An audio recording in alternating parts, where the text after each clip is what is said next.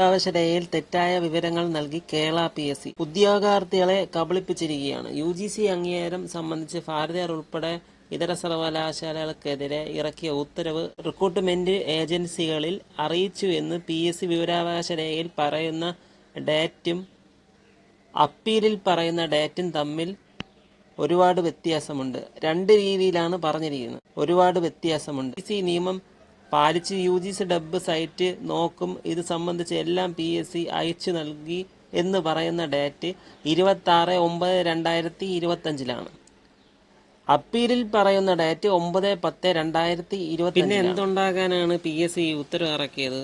ഒന്ന്, ഉത്തരവ് മാധ്യമക്കാർക്ക് നൽകിയിട്ടില്ല. രണ്ട്, PSC സർക്കാർ വെബ്സൈറ്റിൽ ഇട്ടിട്ടില്ല. 3, ഒരിക്കൽ പറയുന്ന ഉത്തരവ് 26/9/2025 മറ്റ് PSC ഓഫീസുകളിലും അയച്ചിട്ടുണ്ടെന്ന്. 9/10/2025 മറ്റ് PSC ഓഫീസിലും എല്ലായിടത്തും അയച്ചിട്ടുണ്ട്.